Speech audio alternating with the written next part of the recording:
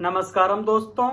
जो वेदांती होता है वो एक बात जरूर बार बार कहता है कि रस्सी में सांप का भ्रम होना। ऐसे कहीं रस्सी पड़ी है और उस रस्सी को हमने सांप समझ लिया है और हम भयभीत हैं, और यदि हम जान लें कि वो सांप नहीं है, रस्सी है, तो हम उस भय से मुक्त हो जाते हैं। लेकिन दोस्तों, यदि रस्सी में हमें सांप का भ्रम है तो इससे कोई बड़ी दुर्घटना नहीं हो सकती है।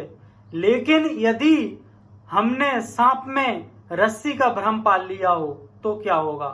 सांप कहीं है और हमने उसे रस्सी समझा और रस्सी समझ करके उसे उठाने की कोशिश करी तो क्या होगा? तो इसके कारण हमारी मृत्यु तक हो सकती है।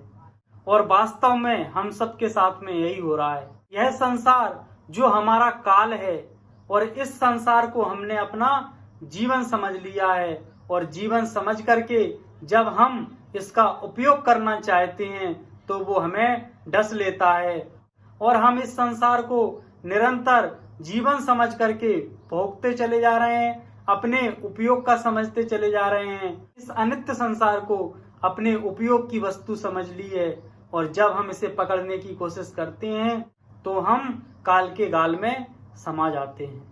भागवत में राजा परीक्षित की कथा आती है कि 7 दिन बाद उसे एक तक्षक नाग डसेगा और इस कारण से उसकी मृत्यु हो जाएगी। तो दोस्तों, वास्तव में हम सबको भी अपने जीवन में जीने के लिए सिर्फ 7 ही दिन मिले हैं। 8वें दिन कभी किसी के जीवन में आता ही नहीं है। तो उस भागवत की कथा में जब राजा परीक्षित को ये पता चलता है कि 7 दिन के बाद में उसकी मृत्यु हो जाएगी, तो वो अपनी मुक्ति के उपाय खोजने लगता है।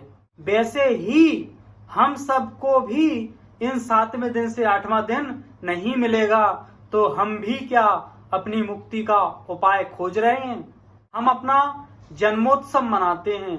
जिस दिन हम अपना जन्मदिन मनाते हैं उस दिन हमारी आयु का 1 साल कम हो गया होता है। हम अपनी मृत्यु के और नजदीक पहुंच रहे होते हैं। तो इसका मतलब ये नहीं है कि हम जन्मोत्सव मनाना बंद कर दें। इसका मतलब ये है कि हमारे जीवन में जागृति आए, हमारे भीतर ये समझ आए कि हम निरंतर मृत्यु के नजदीक जाते चले जा रहे हैं। और हम जब कोई यात्रा करने वाले होते हैं तो पहले से उस यात्रा की कितनी प्लानिंग करते हैं। हम कहीं हॉलीडे पर जा रहे होते हैं तो पहले से कितनी तैयारियां शुरू कर देते हैं। हम पता करते हैं कि हम जहाँ जा रहे हैं वहां पर मौसम कैसा रहता है।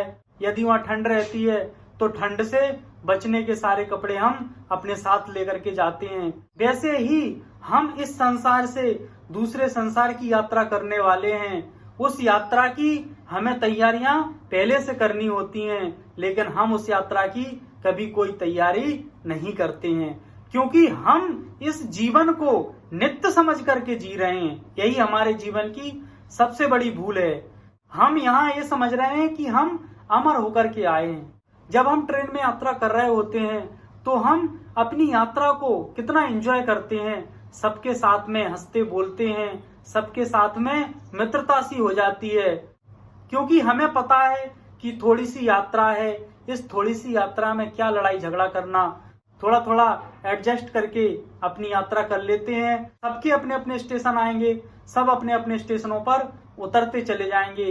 तो इस थोड़ी सी यात्रा में क्या लड़ाई, क्या झगड़ा। वैसे ही इस जीवन की गाड़ी से भी सभी लोग अपने अपने स्टेशनों पर उतरते चले जाते हैं, मृत्यु को उपलब्ध होते चले जाते हैं। लेकिन हमें ये होश ही नहीं रहता है कि ये लोग इस जीवन की गाड़ी से उतरते चले जा रहे हैं, और हमें भी एक ना एक दिन उतरना ही है, क्योंकि इस जीवन रूपी ट्रेन में स्थायी रूप से कभी कोई बैठा नहीं रहता है। तो वास्तव में जो अध्यात्म है, जो धर्म है, उसका मुख्य काम हमें होश में लाना है कि आपको भी अपने स्टेशन पर उतरना है। और जब हमें ये होश आएगा तो हमारी यात्रा बहुत मंगलमयी होगी। तो आप सबकी यात्रा मंगलमयी हो। धन्यवाद।